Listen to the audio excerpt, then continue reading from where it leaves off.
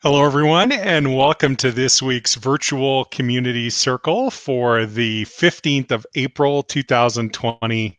I want to welcome everyone who's tuning in live and on the replay. For those of you who are on my Facebook professional page, welcome. And for everyone who's on the YouTube channel, welcome to you as well.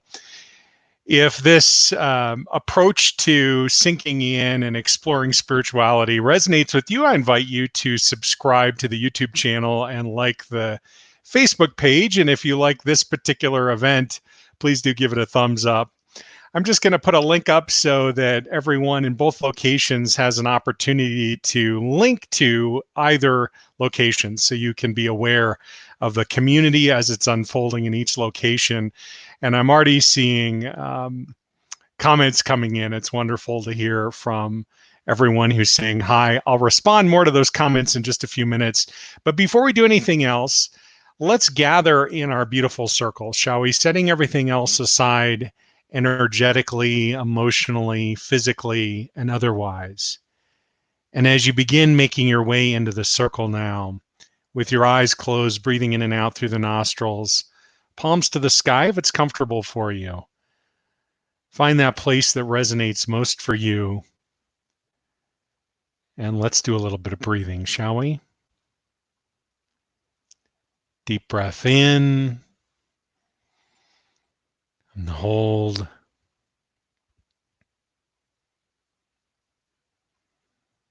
And as you begin releasing this breath now, letting go of everything that has come before in this day, all the way out to the count of 8. Everything that has been dominating your thinking, in your head, your feeling in your heart, and your being in your hips in this day. Just inviting you to let all of that go, that you may open more fully to the complete expression of the divine as you.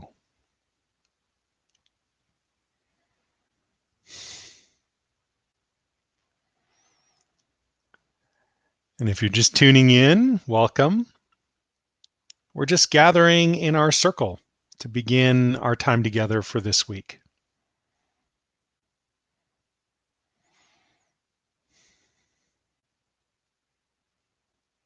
Another deep breath in and hold.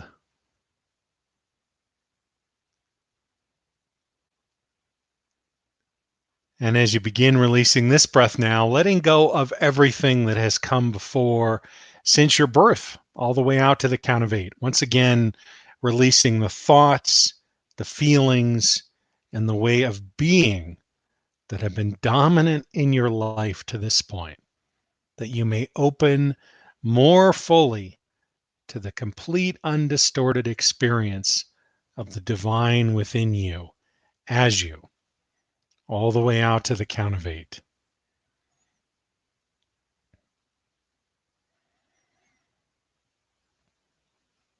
And as we're settling into the circle, just a gentle reminder, as always, please don't operate a motor vehicle or heavy equipment of any sort during this or any time we're together.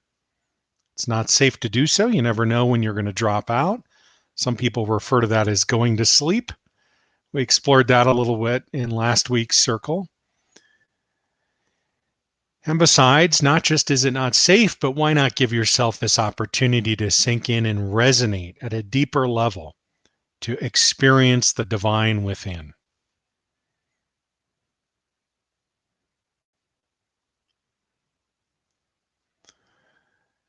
And another deep breath in and hold.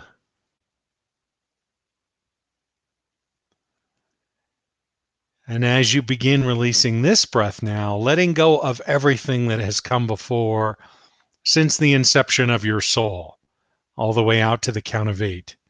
Again, those dominant ways of thinking, feeling, and being through the myriad expressions of your individuated soul, all the way out to the count of 8.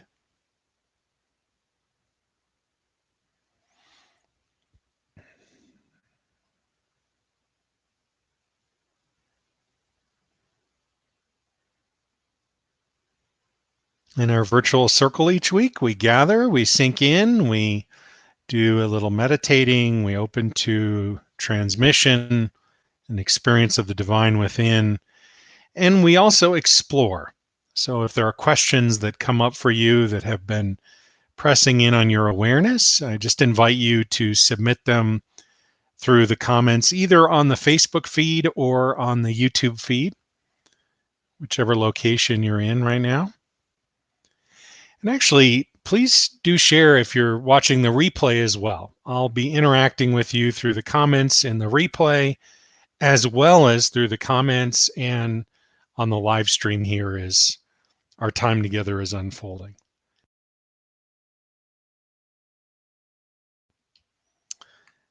It's important to make sure that you're drinking plenty of water all the time, but especially when we're sitting together. So I'm going to mute the line and drink a little bit here. Just continue sinking in. If you're comfortable, you can have your eyes closed still. It's beautiful.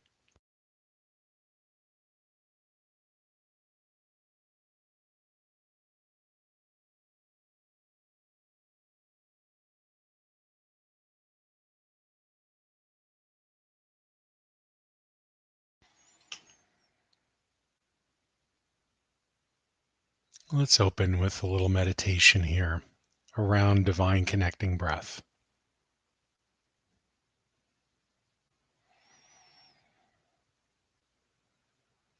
And just settling in. Again, sometimes it's helpful to get oriented, open your eyes, but then close them again. I know we're connected on a video stream here, but for now, at least, let's just be with the interior. From my perspective, it's an opportunity that's always available to us, no matter what is going on in life, no matter what's going on in the world. We all have an opportunity to sink in at a deeper level within ourselves and more fully encounter and experience the divine within, the divine by whatever name.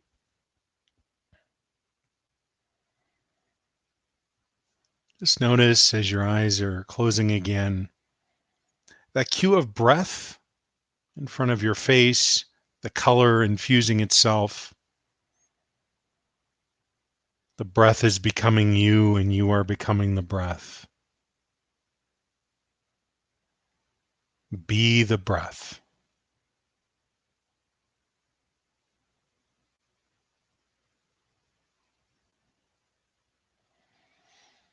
And just notice that resonance that comes in at the level of the physical body. You may feel it in hands or in your face or your feet or in other parts of your body, a tingling, a resonance.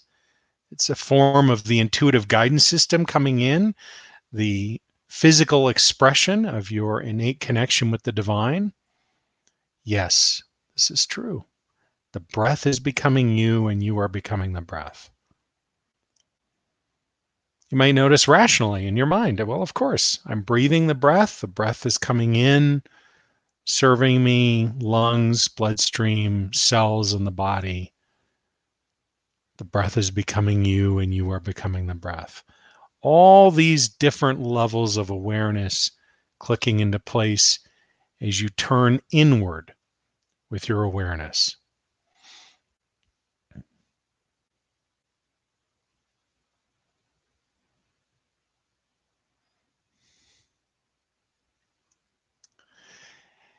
And then you might become aware of the breath of the planet and how the breath of the planet is serving that cue of breath that serves you without condition or criteria.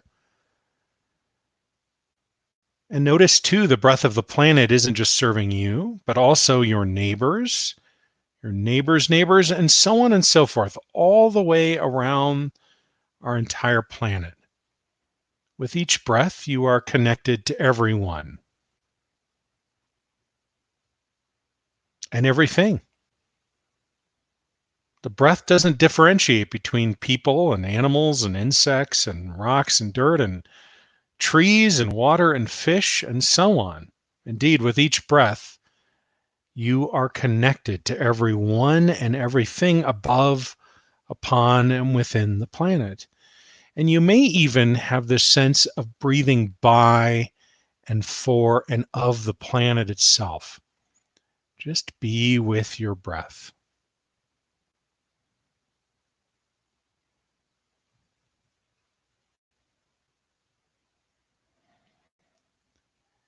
And then at some point, that breath of the planet expands out to become the breath of the cosmos. For at the very edge of our atmosphere, that breath touches space and in turn, eventually, every other aspect of all of creation. And so we can say with each breath, you are connected to everyone and everything throughout the entire cosmos, including that energy that underwrites each and every expression, the divine. A light, perhaps at a great distance initially, drawing closer with each breath, eventually close enough that you can perceive those twin frequencies intertwined such that there is no separating one from the other. Eventually, that light, be it a waveform or a particle, connecting in to you, perhaps at your nostrils initially, and then instantaneously through every level of your being, known and unknown.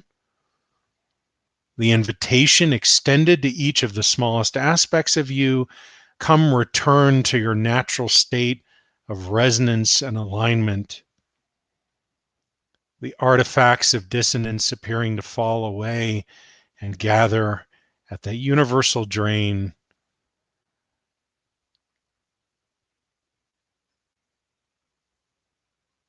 The divine is becoming you, and you are becoming the divine. And the river is flowing.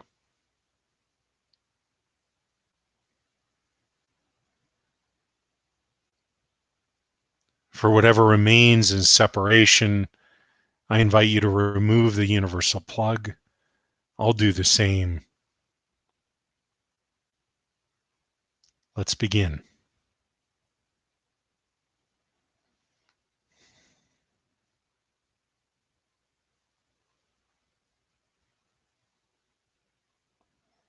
And again, just stay in the interior of your experience.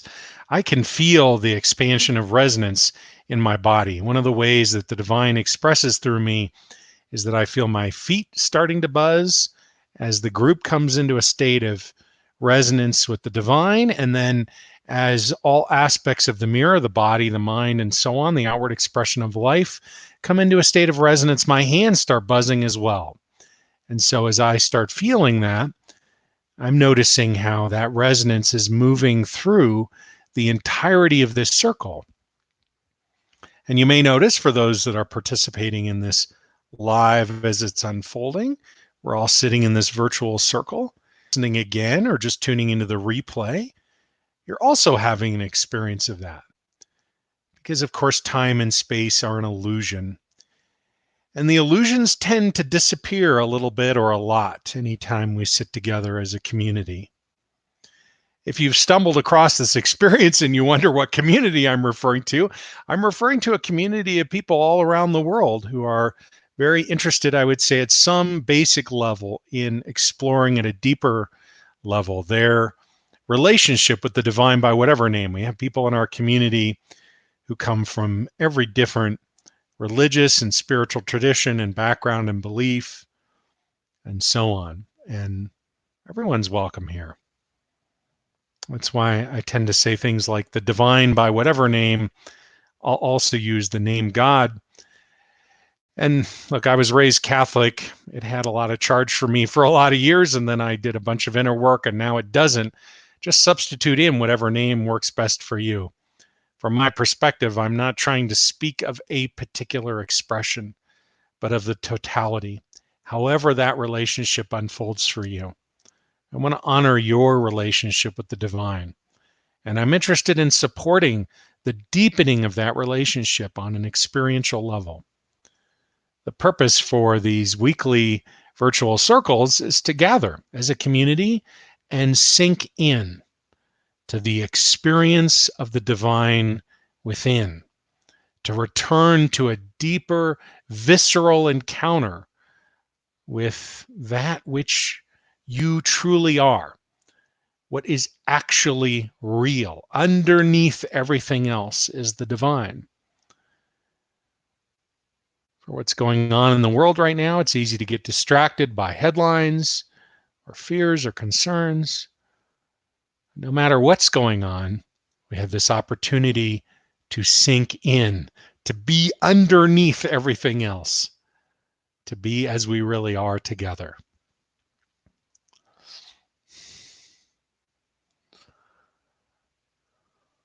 I just want to acknowledge I don't have a way of seeing who's on the live stream unless you check in and say hi. And I'm not trying to get you to open your eyes and say hi. I just want to acknowledge the people who have checked in and are saying hi. Gary, Nikki, Gary, it's wonderful to be with you. Jean says, thank you for your time. Jean, thank you for being part of the circle. And Terry, so wonderful to be with you as well. And John, hey, John, wonderful to be with you as well. Welcome to everyone who is participating. We're streaming right now live on YouTube and on Facebook. And I put a comment in at the beginning. In theory, it posted on both the YouTube channel and on Facebook. I'll trust that that actually happened. It just includes some links so you can see the other location, whichever you're in. The other one is either YouTube or Facebook. So if you're interested in making that part of your experience, not necessarily today, but maybe in the future. If there are some additional comments coming in. Oh, catch your eye, checking in. Hello from Boulder. Wonderful to be with you again. Great to be with you live. Thanks for saying hi. Angelica, checking in. Thank you, Angelica. It's wonderful to be with you live. Catherine Bryant. Oh my goodness. Oh, Catherine, wonderful to be with you. And Jerry Lynch. Oh, so wonderful. Greetings of love and hearts. Here for the first time. Awesome. Efrosini. I hope I'm saying your name right. Forgive me if I'm not. And Eve, checking in from Austin. Wonderful to be with you, Eve. Wonderful to be with everyone. We're just opening into an experience of divine resonance. And we can sink in. We can be in silence. If there are questions coming up that you'd like to explore, there's nothing pushing into my awareness right now. I'm just feeling the resonance of sitting with you. No pressing issues. Of course, earlier I did share my From My Heart with the community on email. If you're not currently on receiving email from me, at the top of the comments, there's a link for how to get on the newsletter. And it's really straightforward. kenwstone.com/newsletter. I think I can put a link up, but more people are saying hi, and that seems more interesting than a link. In any case, you're welcome to join the newsletter. I reflected on the value and importance of embodied knowledge earlier today. You can also see that on my blog at kenwstone.com/blog. Karen Duffy O'Leary, hi from Waterford, Connecticut. Hi, Karen. Thanks for being part of the circle and for tuning in today and for being here. Beautiful. Yeah. Terry is saying, I've been receiving emails for years from you. I thank you. Thanks for being part of the community and for giving me an opportunity to communicate with you in your inbox, and now expanding and extending that here online with a live stream each week, trying out a new time. I tried Monday morning Colorado time. It was noon Eastern. Just didn't feel quite right. And last week we tried this time out, which is beginning to be live at 5 Eastern. These are US times. Obviously, we have people tuning in from all around the world. 5 Eastern US on Wednesdays, and this time seems to resonate also the idea of doing a virtual circle seems to be it feels much more resonant to me, at least. There were a bunch of questions last week. I don't see any questions coming in this week. So if you have questions coming up, if you have comments, if you just want to check in and say hi, welcome the opportunity to connect and respond and acknowledge. Thank you for being part of the community and part of this circle. And at some point, I think it's going to be important for us to let go of the words and just to sit and resonate together, sink in at an even deeper level, which I love to do, absolutely love to do. If you see my eyes looking down, I'm just trying to keep track of everything that's going on.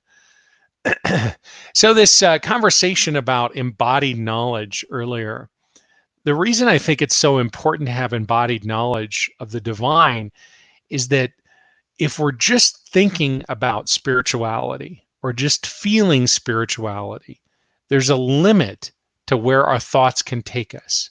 Whereas when we begin to experience the divine within, that feeling experience can take us to an entirely different encounter.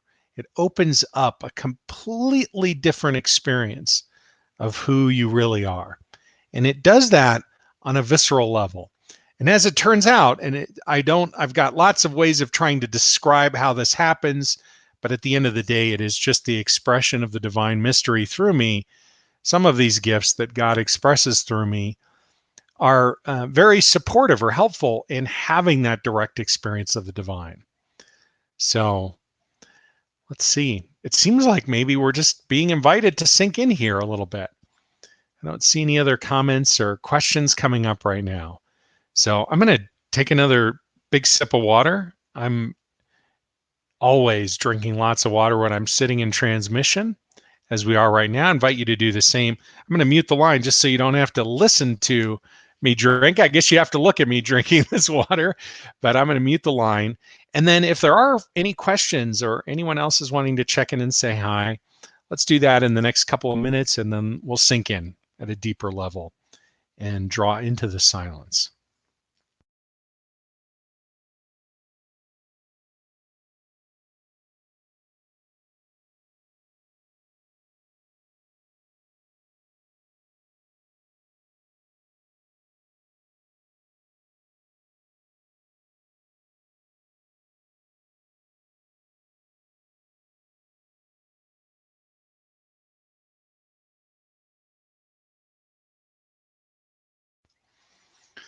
Okay, since I mentioned it, I'm just going to post this again into the comment. This is the newsletter link. Okay, that appears to have successfully posted. Terry's got a question. Okay, good, Terry. How do I budge last tentacles of childhood trauma? It's a good question, Terry. Okay, so you mentioned earlier you've been on my receiving email from me for years. So I've talked about this before, but I want to describe it sort of as if we're all sitting together for the first time, because inevitably some people in the circle here this is your first time sitting with me. Let me just see if I've got this set up here correctly. Oh my goodness, I do. So exciting. Okay, so let's just look at an individual.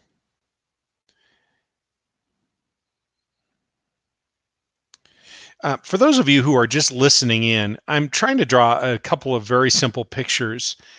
And I just want to say this. I recognize that it may be easier, and it might actually be easier for me too, to close my eyes as I'm sharing and even as I'm drawing.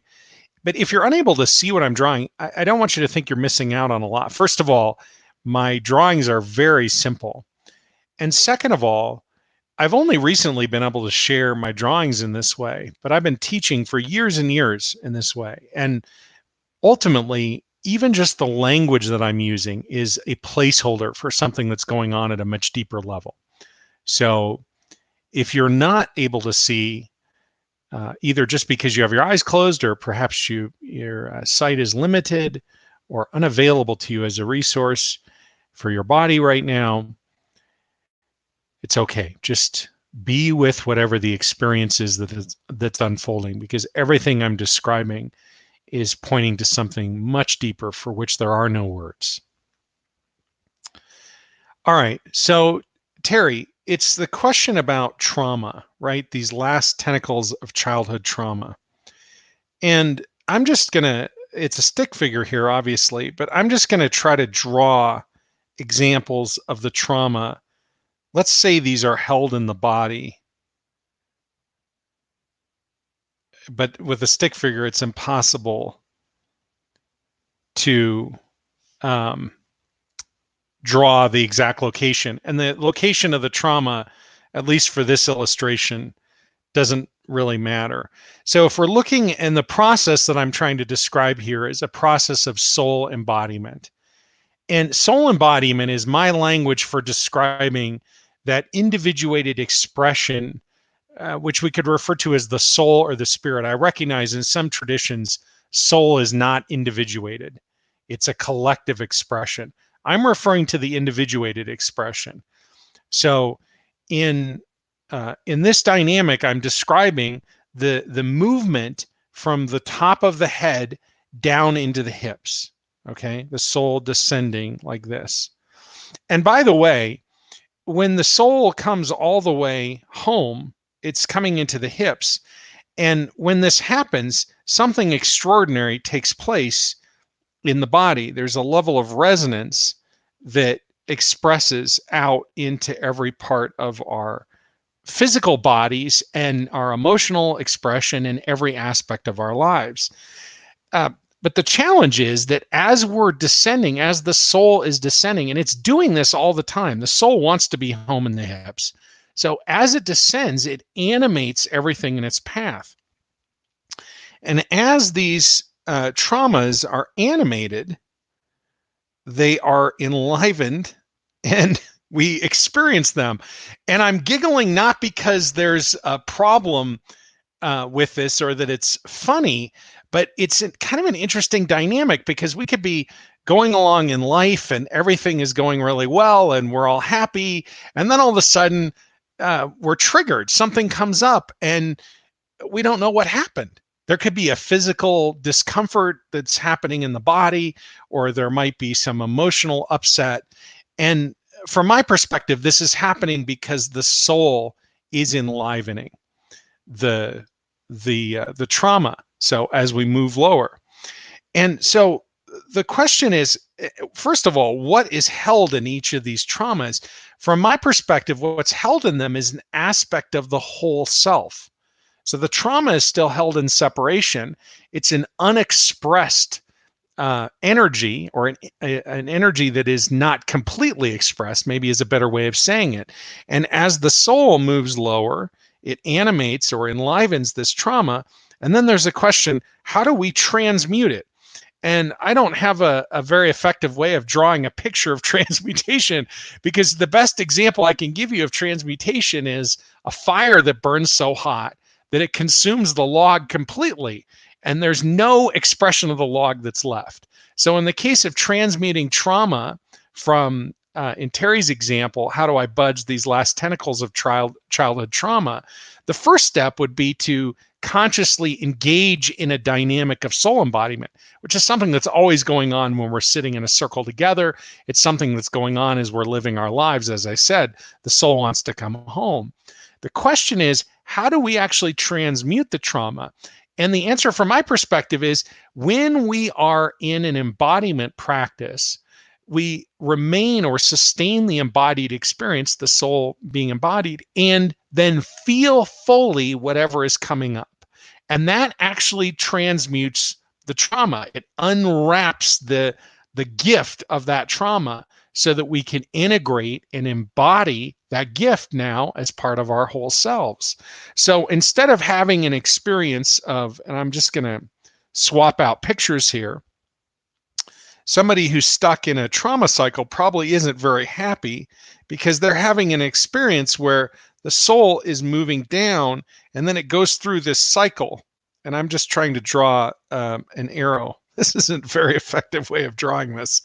Let me try this again. It gets caught in a trauma cycle like this. It'll go down here. It enlivens this trauma. And then if there's no embodiment practice, the soul begins to disembody. The thing that's making me giggle is my drawing if it's not clear. And then when we disembody, there's the trigger dynamic comes up. It could be a physical sensation or emotional sensation.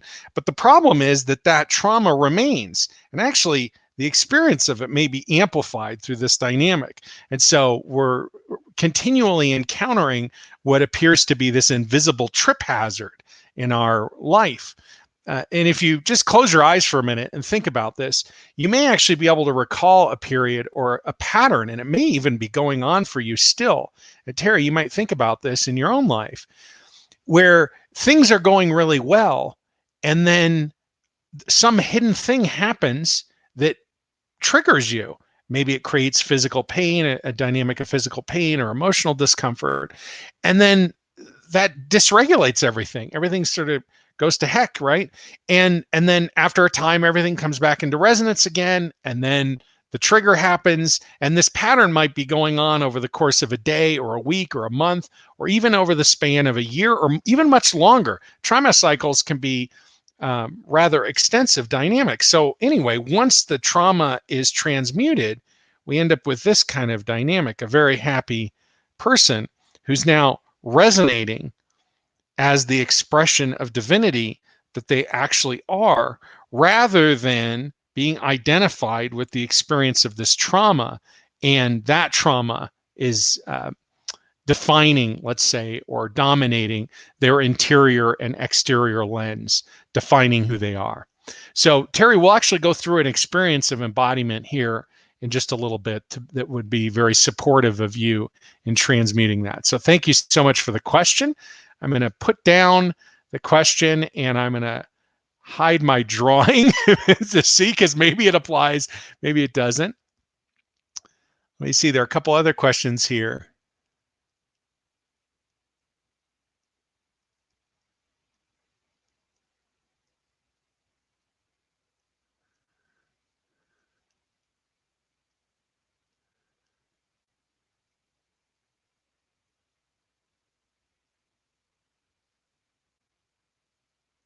Huh. This is an interesting question. Jerry's asking this question, but I don't know that there's, you know what, Jerry, let me address this here in a little bit. This is, it's a very interesting question, but I don't have the full question yet. So I think you're asking me what stage of consciousness is happening in this dynamic. I need to look back at your question here. There are a few other things that are coming in. Linda is saying hi from North Yorkshire, England. I really appreciate the group. Thank you. Thanks for being here, Linda. Terry is saying nice, awesome. And other people are checking in and saying, oh, that makes sense. And a thank you from Terry. So you're welcome, Terry. Thanks for the question. Jerry, I want to try to address your question here, but I'm going to ask you just to clarify. So I'm going to read Jerry's question because it's big enough that it covers up the screen. So the question is, my former friend and teacher used to command spirit to send her clients when things were slow for her. I was with her the next day and I asked her how that worked. And she said, sometimes you have to command spirit. And yes, the readings started pouring in. I recently saw an evangelist that does the same thing and then gives profound healings. Where would you suggest these teachers are coming from when they do this? This obviously feels like a link with the divine. So what stage of consciousness? I think, yeah. You're asking what stage of consciousness your friend and the evangelist,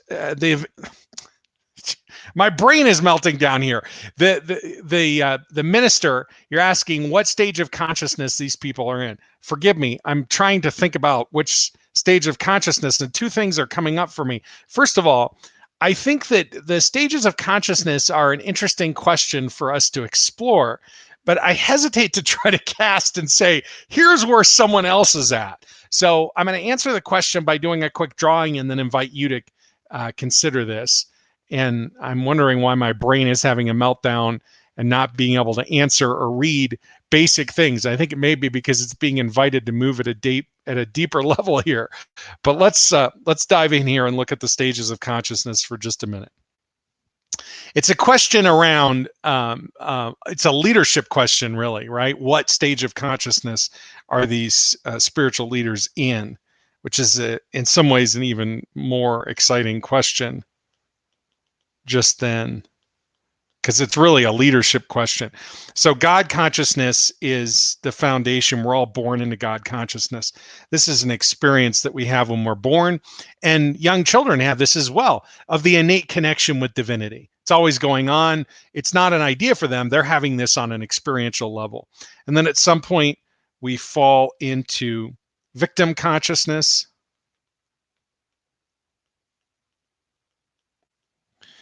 And there's a corresponding leadership as well. This is controlling or manifester consciousness. Over here is conduit consciousness.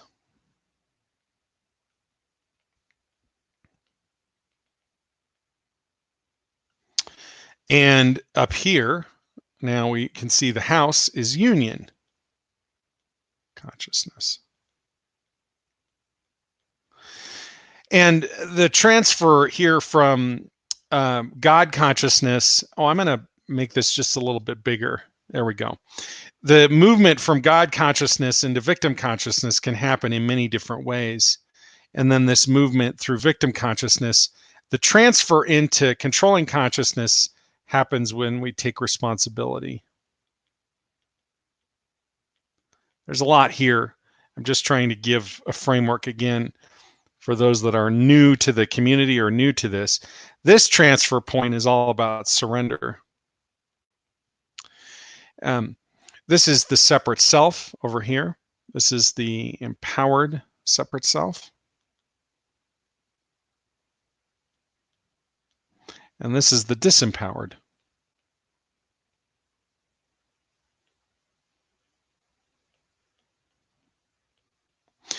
In victim consciousness, the divine has abandoned or forgot about us.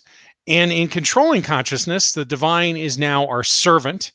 In conduit consciousness, I am God's servant.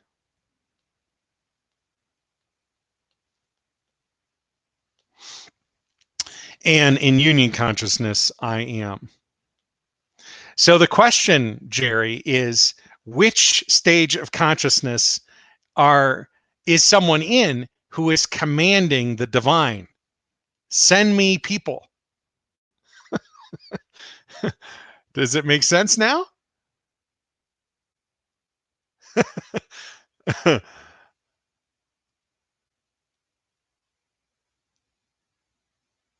Probably not in victim consciousness. Probably not in conduit consciousness. We're not really doing a lot of commanding of the divine in conduit. And probably not in union, right? Maybe it's a controlling consciousness thing. I don't know. It's an interesting question, isn't it? I'm curious to see what's coming up for you and other people sitting in the circle. Sue is checking in. Do you draw before you write? That's a good question. Do you mean, do I prepare the drawings ahead of time? No, I don't. And Terry is saying she's loving this. I'm so glad that you're loving this, Terry. Yeah, the point of union, yeah, it's all of this. Let's go back to the drawing here for just a minute. All of this in this movement, and I'm just going to draw now the simplified version of this now that we've identified it all. All of these are building blocks for union. They're all components of union, right? This is stage 0. This is stage 1, 2, 3, 4. all of these are contained within union, right? See? It's and.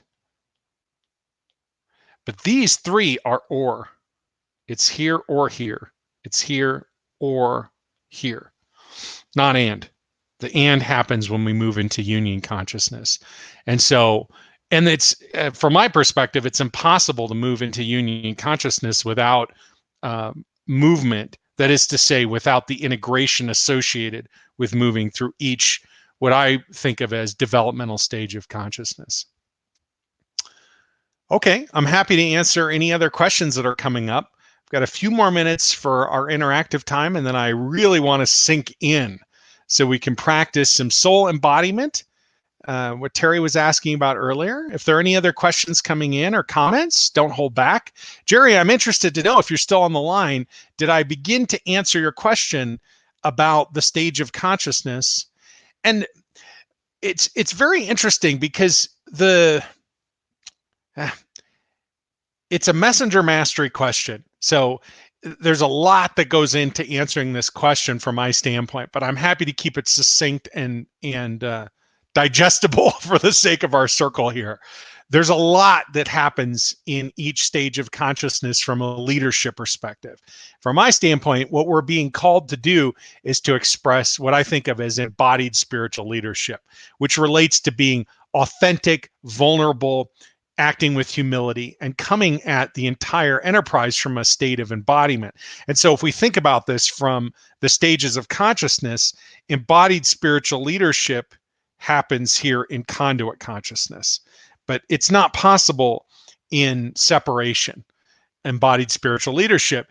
And it's my contention that the true call of every spiritual messenger, and I believe we are all spiritual messengers, the true call takes place here, either in conduit or in union.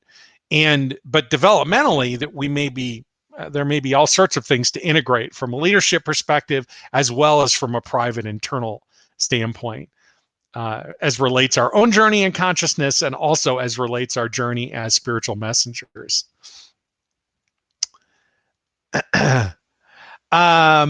Gary says, Ken, talk about sending energy versus union deep dive. Okay, I will, Gary. Thanks.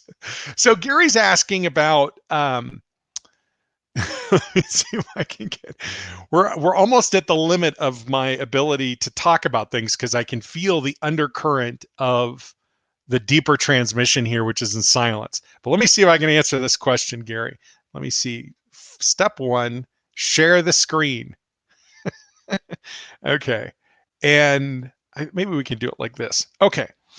So we have different ways of thinking about what we're doing, right, in our lives, or how we're living our lives. If this is the surface of the ocean, and this is a metaphorical example, of course, right? So we could be living our lives up here at the level of thinking. This is a thinking level. And the seas might be quite choppy in our lives, or they might be calm and sunny. And if we drop down here to a feeling level, now perhaps the happy person still, this is just below the surface, but still the sun appears to be coming from an external source. And here, whoops, I wonder if that's still showing up. It is. Oops. This person, oh my goodness. This person is still unhappy, but my hand doesn't seem to want to draw an unhappy person. I want to be a happy person. Okay, still at the level, now this is at the level of feeling. And then, but both of these are being influenced by the exterior dynamic in our lives. And then if we sink lower, and this relates to the embodiment exploration that I was engaged in responding to Terry's question just a few minutes ago. And in these dynamics, many people will say things like, I'm sending love, right? So they're having an experience of, I am separate from this person. If this is me, if I'm the happy person and I'm looking at somebody who's, oh, okay, I appreciate the feedback. Someone just said they couldn't see the iPad as well, so I'm going to make it bigger. Thank you for the feedback. I'm trying to pay attention to lots of different things here and doing my best. Okay, so at this level, this is thinking. We could be sending love, or we might still be sending love here to this person who's not feeling well. But the problem is that this is actually a phenomenally disempowering dynamic, both for me and also for them. It implies that I have something that the other person doesn't have. But see, when we sink into a being level, which is down here, and this is down deep enough that this is no longer influenced by the light from above or the lack of light from above. So in this dynamic, this is being. I assure you that actually says being. At this level, this person now might be very happy because they've embodied down into their hips. They're thinking and this is feeling. These are little hearts here. And now they've moved down to a being level where we're embodied in our hips. In a being level, what is being enlivened? It's not something that exists outside of you. It's something that already exists within you. And so there's nothing to send to someone. This person is equally happy, right? But instead of the source of the happiness coming from outside of them, it's originating from within them. And see, when we sink in to an embodied experience of the divine, what is enlivened is the divine within you. And I'm not sending you anything. I'm not doing anything. I'm not, casting energy or even sending energy. There's nothing for me to send to you. I don't have anything that you don't have. In fact, no one has anything that someone else doesn't have. All we have is divine presence that is already within each of us. And then we can get even lower. This relates to, you could say this is stage 1 consciousness. This is victim consciousness. We can't use initials anymore, though. And 2, this is control. 3, this is conduit.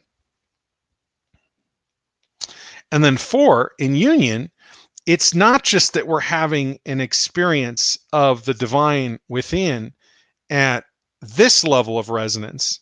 Now it's this level of resonance, and it's emanating into every part of life. This resonance actually expands up into the being and the feeling and the thinking levels. But each of these is subordinate to the deeper level. And I'll give you another example of this. Just to simplify this, we've got this person here who's embodied. I think maybe you've seen me do this before, but the mind is, this is thinking. Oops, that was supposed to be an N. Thinking. Thinking is like the mast and the sail on a ship. Feeling is like the hull of the ship. And being at the level of the hips is like the keel.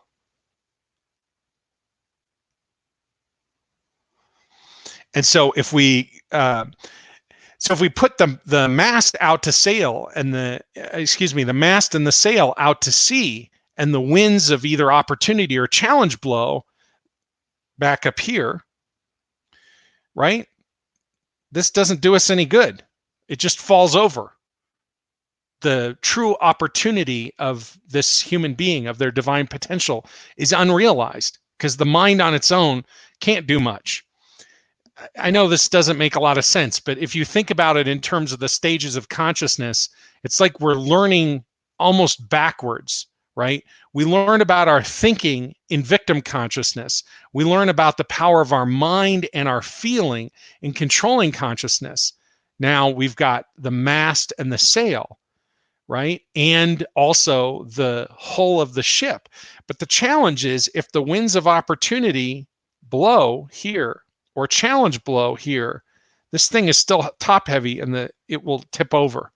But once we're embodied down into our hips, something profoundly different happens. We come into a being state, and this innate resonance, the source of the light that originates within each of us, begins to be enlivened. And this is another then answer to Terry, your question about how do we unwind or resolve those last tentacles of childhood trauma. It happens through the embodiment process. Okay, Gary, thank you for the question. I'm going to put this down. And I did a, Catch Your Eye says, I did a shout out command to the gods. Thank you listening while driving. Good. Yeah, thank you for excellent. Lita says, hello, Ken. Thank you for all you do. It's so appreciated. Listen, I am so grateful for the chance to sit in virtual circle. It's taken me for such a long time to figure out how to do this. My good friend John Paduchek has been trying to encourage me to do this for literally for years. You'll be happy to hear that I've been resisting that, but I finally got with the program. I guess we don't need to see my drawing here. I finally got with the program, and now we have this happening, and we're going to do this on a weekly basis going forward. So I'm so glad that you're here. Your hour is a welcome respite. Thank you so much. I appreciate that. Okay, let me see. Jerry's got another question. I understand the stage would normally be the stages you identify. She, my friend, would be in stage 2. I guess it's hard for me to imagine her in stage 2 as she was so evolved. Had her Kundalini move 4 times. She wanted to teach Tantra to the world in 1989 and was a global channeler. She was totally committed to spirit. Yeah, this is one of the, I'm going to put this down just because I'm hiding behind the comment here, Jerry. This is one of the things that's a real paradox about this journey of integration. I guess I'm going to put up another picture here to try to give you an example of this. Let me see if I can do this in the smaller form. So we have, this is both an individual journey and it's also a journey of leadership. And the question of leadership is not predicated. You're not going to be able to see my words. This is individual and this is leadership. These two things are not the same, right? The individual journey of integration here in all these stages does not necessarily lead to a level of integration as a leader. And we see this all the time, right? I'm sure you all can think of examples of leaders who have tremendous and extraordinary, let's say, spiritual insight, but then begin talking about maybe when they're triggered or they're in a dynamic where they're concerned about their safety, so their own journey around victim consciousness. That's one of the primary areas of focus for somebody in victim consciousness is how do I get to safety? So if their own dynamic around safety or their dynamic as a leader is having an opportunity to integrate the question of safety, they might be all of a sudden showing up as a sort of a stage 1 leader. That is to say, a leader who's talking about good and evil. And I'm not trying to sit here and say good and evil aren't a legitimate conversation to have. I'm just saying that good and evil is a dynamic that exists in victim consciousness. And so a stage 1 leader might be saying something like, here's the thing to do, and I know how to make sure you're going to be safe. Whereas, and so somebody who, now, here's the thing. Someone who is in union consciousness might say every once in a while, you have to tell God what to do. But I don't think they would actually be having an experience of telling God what to do. That's a comment that at least the language is made from a place of separation.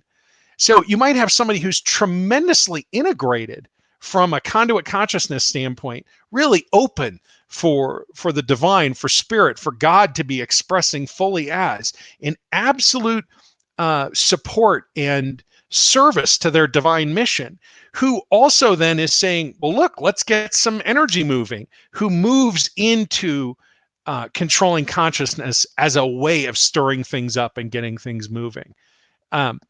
it's not a binary answer. I recognize it's not a binary question either, or maybe the question can show up in sort of a binary way, but the answer from my perspective is not so binary.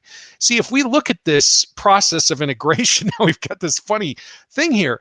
It's not like, I mean, yes, we move from God consciousness into victim consciousness, but it's not like we're like, okay, I'm done with this, now I'm all here, then I'm done with this, now I'm all here.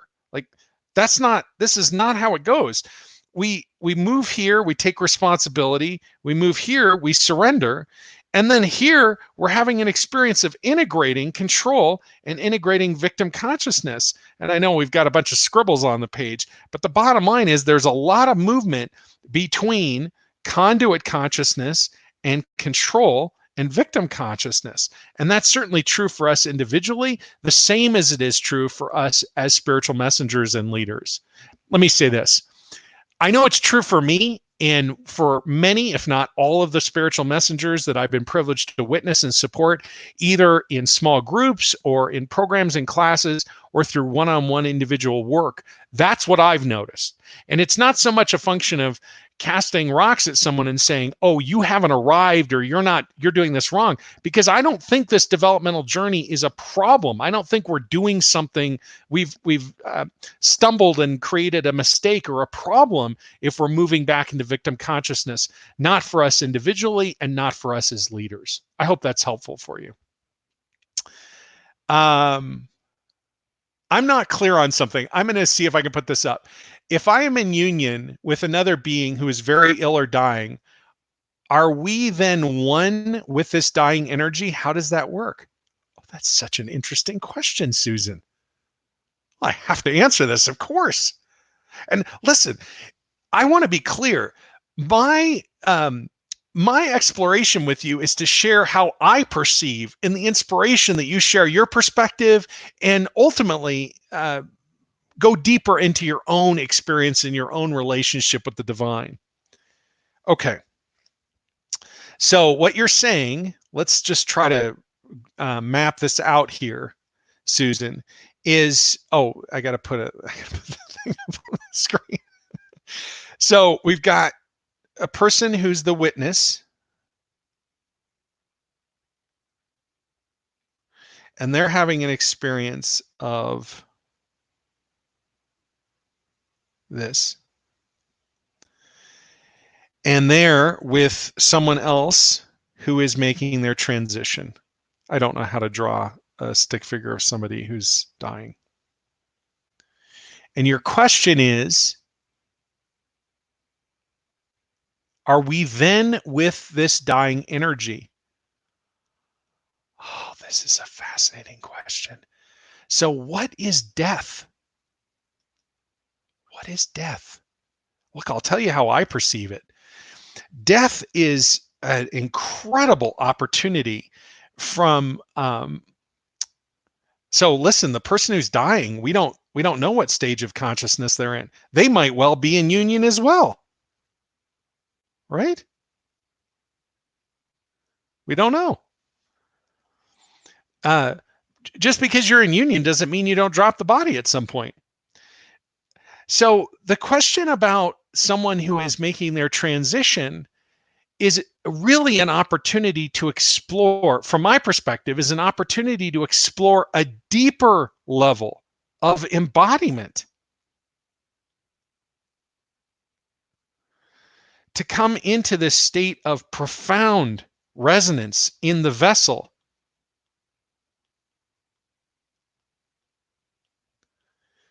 And the thing is, if this person is actually in union consciousness, the only stage of consciousness that where this is true is in union. The person in union consciousness is having an experience in all stages of consciousness simultaneously. They're all contained within union consciousness: victim consciousness, controlling consciousness, and conduit consciousness. So it's not, again, I'm just sharing from my perspective. From my perspective, somebody in union who is witnessing or with somebody in their transition, it's not that the energy has shifted for them. It's not that they've moved and become more identified with their thoughts or more identified with the feeling. What is this? This is a heart. Or that they're identified with their being. Actually, none of these identifications are true. In union, they're having an experience of, at that deepest level of the ocean in the metaphorical drawing, that is to say, the all is one. Now, here's the thing. I think there are some misnomers about union consciousness, and I want to be clear. I'm not in embodied union consciousness all the time. Not even close. I have experiences. Some are more sustaining than others in union consciousness, and that's been going on maybe for 3 or 4 years now.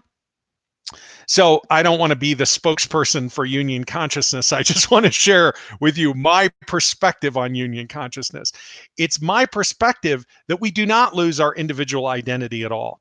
In fact, it's my perspective that there is the whole expression of the ego. It does not die. It does not disappear. It is the integrated expression of the individuated impetus or motivation for action and interaction and so on. Sustains in union consciousness, but there's not the fractured dynamic. So the question that you asked, let me just go back to it here. Are we one with the dying energy? Yes, I would say, and no more or less than we are at any other time. Isn't that interesting? The divine, catch your eye says, the divine relishes a two-way conversation. Amen. Amen. Gary says, thank you so much, Bretta. Oh my gosh. I love feeling the deep energy and the vibes. Yeah, beautiful. Jerry says, thanks for the clarification. I get it, and you did a great job of explaining this. I can see that she was probably not feeling safe, lack of funds in the moment, and responded, yeah, exactly. See, and this is the beautiful thing, right? It's not just the individual who is, or it's not just the leader that's having a sustained experience, nor does the individual have a sustained experience. It's not like we arrive, ta-da, I'm in conduit consciousness and nothing else is going on. Conduit consciousness is effectively, I don't want to call it the clearinghouse for victim and controlling consciousness. It's the landscape, it's the environment wherein we are integrating all of these things which previously were just an identified as a posture. Now there's an opportunity to actually integrate them in. Okay. Catherine Bryant says, I have experienced complete union. Hallelujah. So have I, and isn't it beautiful? Someone is saying hi. I think it's Trisha. Hi, Trisha. Thanks for checking in. Okay, I'm going to pause for just a minute and see if there are any other questions. My youngest has oboe lessons. And, you know, in the world that we're in right now, an oboe lesson is a virtual interaction. And that oboe lesson is going to start at the bottom of the hour. And as beautiful as it is to listen to Riley play her oboe, and it is quite extraordinary, and it brings tears to my eyes to even think of it now. We will be serenaded by Riley if we go past the bottom of the hour. So I think what I'd like to do, and she's also then going to be taking up some bandwidth on our household connection to the internet. So I want to make sure if there are any other questions that we have a chance to address those and then sink into some silence for a little bit of time together. How does that sound? Thank you so much, every one of you, for sharing in the comments. It's so wonderful to have a chance to connect with you in this way. And as I become more comfortable, it feels more normal to sit in my writing studio. Catherine is saying it is and has happened during your groups. Yeah, beautiful, Catherine. Listen, it's going to make me cry. It's such a beautiful thing. It's, look, the divine is such a beautiful mystery. It's such an incredible thing to be able to be in the place where we are sharing and being who we are called to be. And I think that's an opportunity that all of us have. So thank you for being part of the circle and the community, Catherine. And Terry is saying love and blessings. And to you, thank you. All right, let's do this. I'm going to set aside my my iPad and all my excitement for the drawing here so I can, I'm going to drink some more water actually. I'm going to mute my line here and then we'll sink in together for a little bit before we wrap up our circle for today, okay?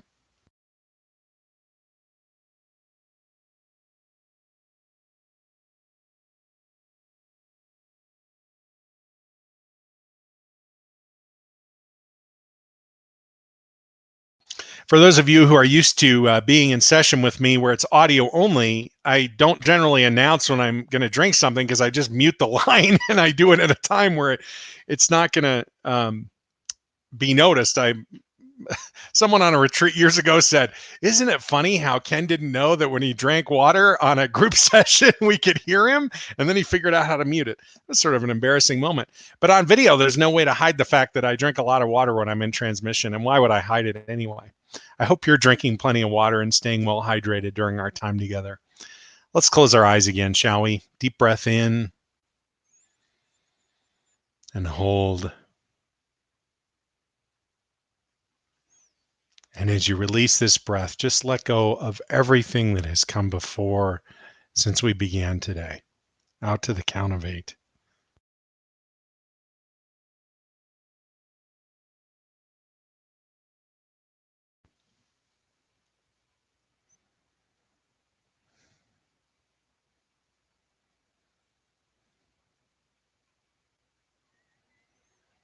And if you'd like a hand supporting that, if you'd like some help energetically, spiritually, you can remind yourself of the shorthand or the longhand of divine connecting breath. With each breath, you are connected to everyone and everything, the divine, the light, connecting into each of the smallest aspects, the invitation, the artifacts of dissonance. The divine is becoming you, and you are becoming the divine.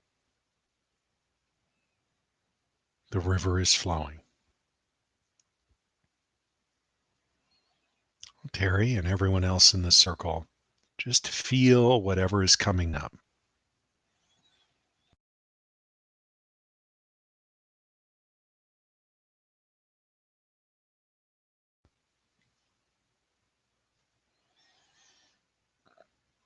And it's so wonderful to sit in a circle, in this circle with you right now. And sometimes there's a temptation to um, compare. Oh, there's someone. Catherine has experiences of union in circle. I don't know that I've ever done that. It's okay. We could just celebrate Catherine's experience or whomever.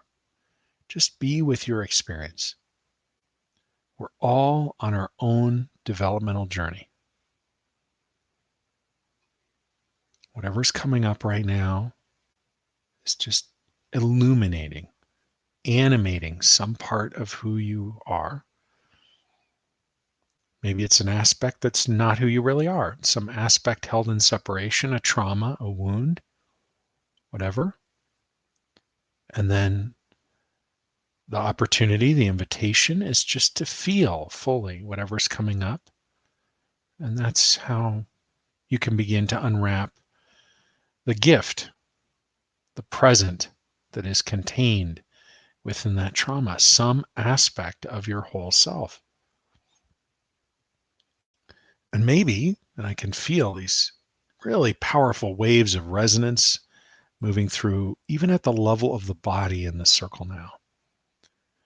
And if that's happening for you, and no trauma, no wound is being enlivened, just go into the experience, be with whatever is unfolding.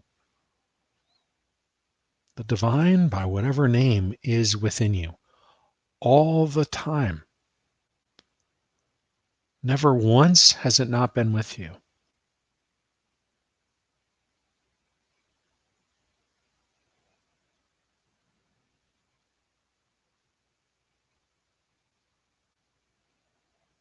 Mm-hmm.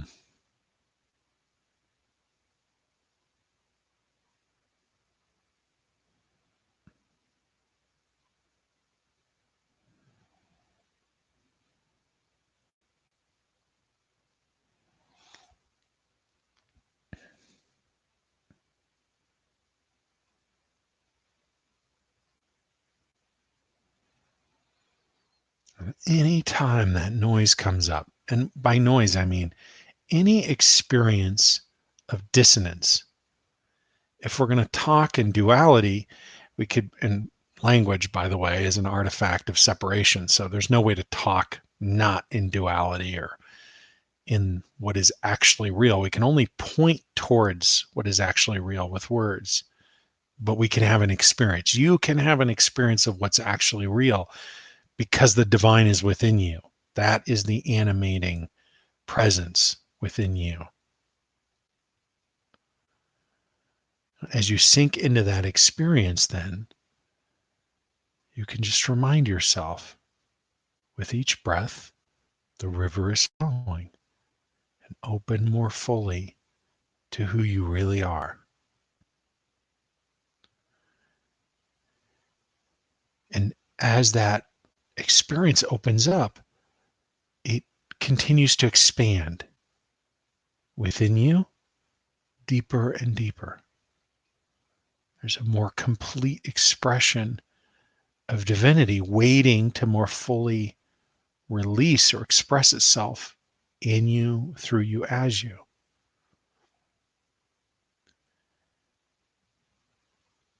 There's such a powerful opportunity right now. It's almost universal all around the planet. This pandemic going on, stirring up consciousness, stirring up victim consciousness, stirring up controlling consciousness, stirring up experiences of being invited to a deeper level of surrender into conduit consciousness. The peace that is that nameless yet absolutely fully experienceable, embodied peace, the peace of God, divine peace, is underneath all of that.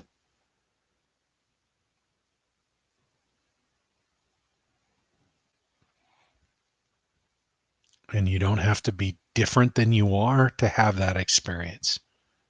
Nothing is required of you.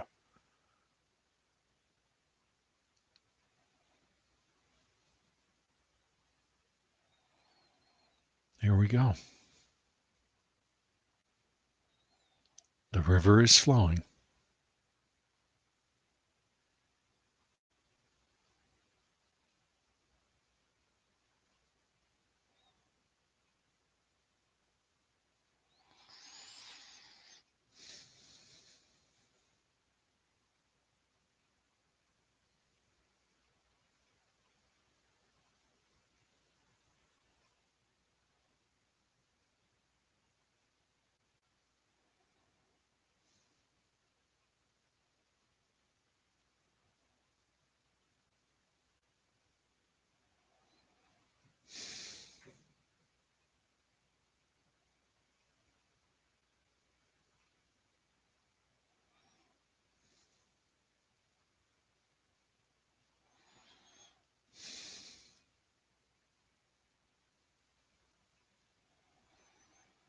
Mhm.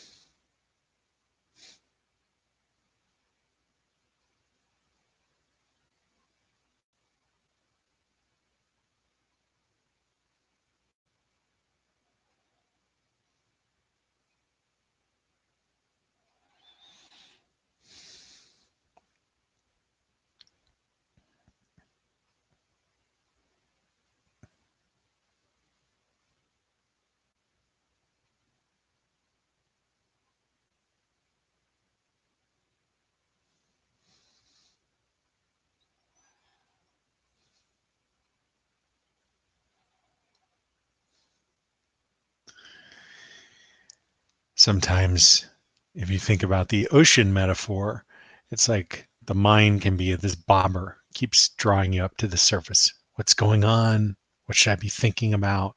How do I need to be engaged? And it's easy to pick that up, right? Especially with headlines and whatever's going on in life. There's always something that needs attention. I'm not minimizing any of that. I'm simply acknowledging, right? There's always something there. And you can, in the course of your day and now, all the same, Just remind yourself with each breath, the river is flowing. Boom, instantly, you're back down. Now, maybe in the heart, and then there's a feeling that's the dominant experience. Maybe it's a relief. Oh, I don't have to think about that. I can just be in this feeling. Or maybe this is a being experience. The thing is, once you get to a being experience, there's no noise infiltrating down from above, not from the mind or from the heart. The resonance of the hips emanates up through your entire being. And you don't have to hold an intention to make that happen. It's just the natural expression of who you are. So if you are looking now, what can I do to support a deeper level of embodiment from the heart down into the hips? Just keep feeling whatever's coming up. But you don't have to push lower. Your soul, your spirit wants to come home. It's home in the hips. It will get there. Just your job is just to feel whatever's coming up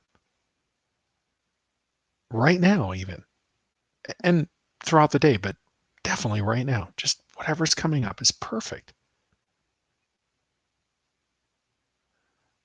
And you might be thinking, well, just be quiet, Ken. Just be quiet. Okay, I will. Or you might be thinking, no, don't be quiet, because then I get caught in my thoughts. Just remind yourself the river is flowing.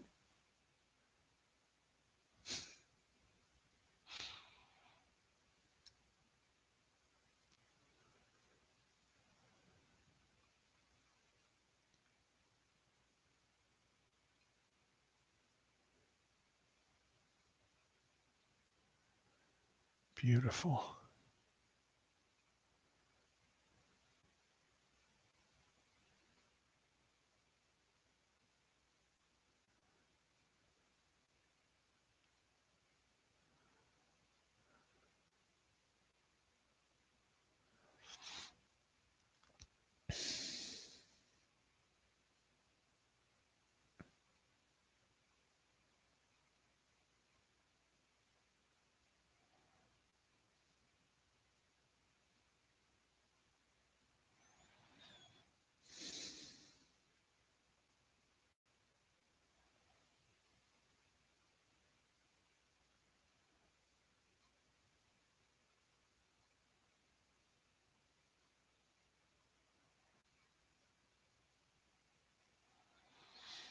Mhm.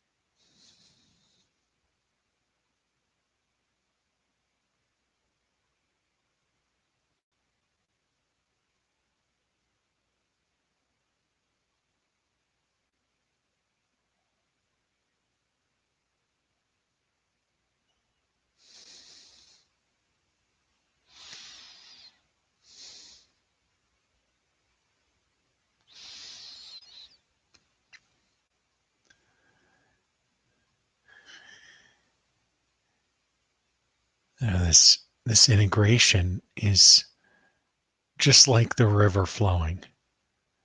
So if you think about the river near its headwaters, it's just little streams that come together and form the river. And maybe it's moving with a little bit of momentum. It's going downhill. But as it gathers other streams, other tributaries into itself, the momentum grows. And so it is as you embody.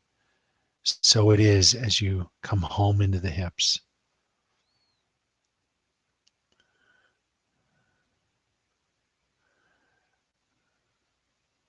Oftentimes, some of the most significant traumas are held in the hips or the lower abdomen. And it makes sense then. This invitation to come home in the body, to do the work that is there to be done, to be as you really are. Some people refer to it as lifting the veil. We're descending beneath the veil, underneath all of that distortion, all of the rubble of our lives that casts shadows up into the body, into the mind, into the outward expression of life. Down here, everything is a brilliant expression as it really is. So powerful.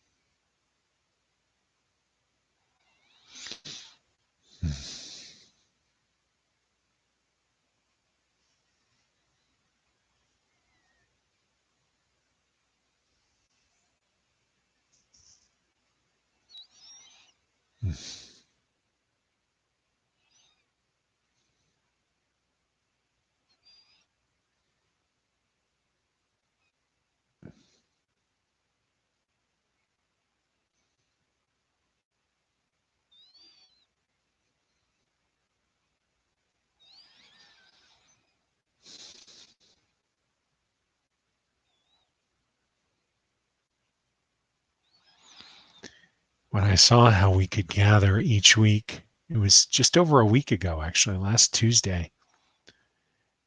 And I saw this vision of us coming out of the fields or the office or our homes and just sitting in this circle that encompasses the entire planet and just having a little bit of time together each week to remember, to experience and remember and explore and connect. And I'm so grateful for this opportunity to have this embodied experience of that vision, of this opportunity to sit with you and explore and resonate, to be embodied as we really are together.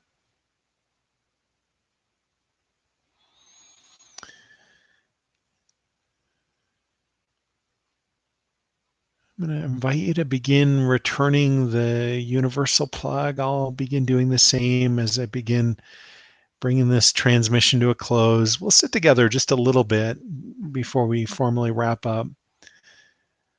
I just want to thank you from the depth of my being for the privilege of sitting and exploring and witnessing you, to be with you as I really am, and the invitation for you to be here in this circle as you really are, without qualification or explanation or feeling like you don't belong, because we all belong here.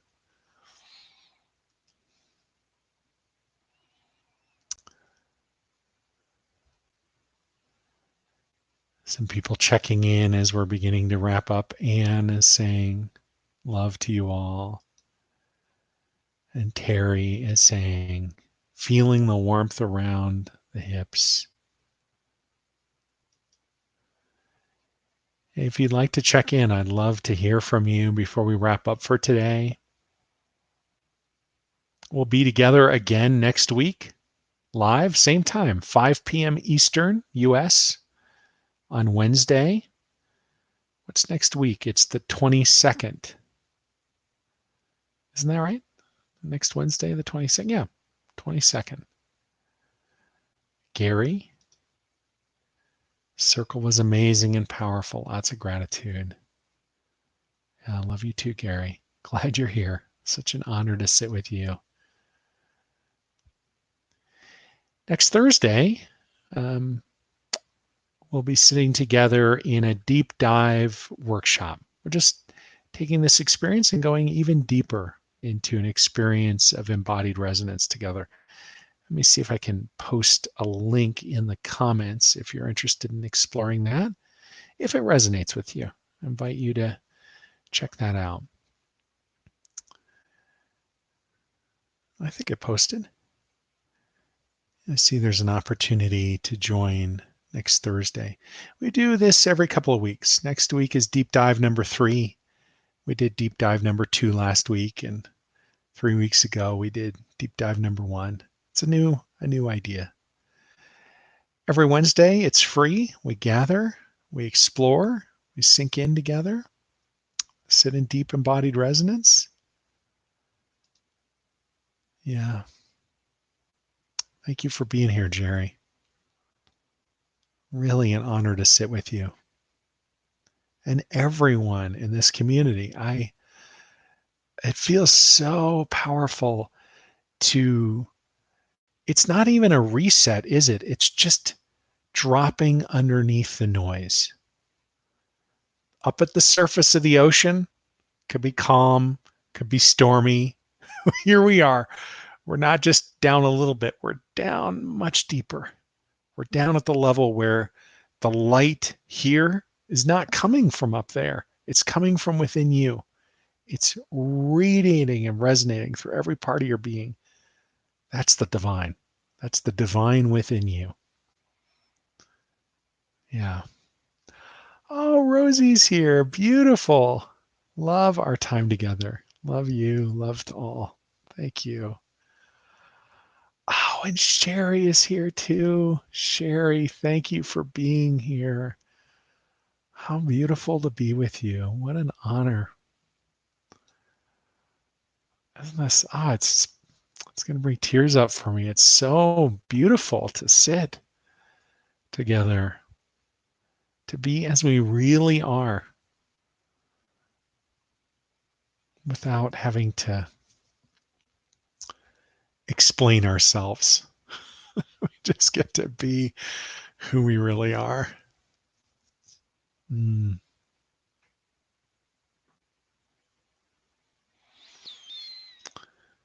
Okay.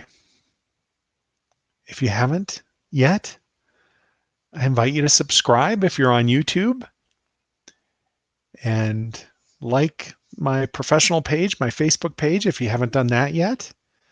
When you subscribe and click the bell to be notified on YouTube, you get notified every time I do a live stream and anytime a new video is released. If you'd like to submit a question for the Frequently Asked Spiritual Questions series, I'll update the description on YouTube to include a link for that. Or you can go to my website, kenwstone.com, / frequently asked questions, I think. It's one of the navigation buttons up at the top. It's easy to find. And if you haven't already added your name to our community in the email, there's a link in the chat to go be part of the community and add your email there.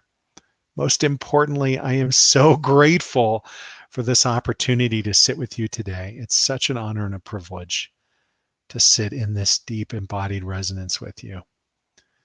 Just invite you to return the plug all the way now. Transmission coming to a close until we're together again very soon.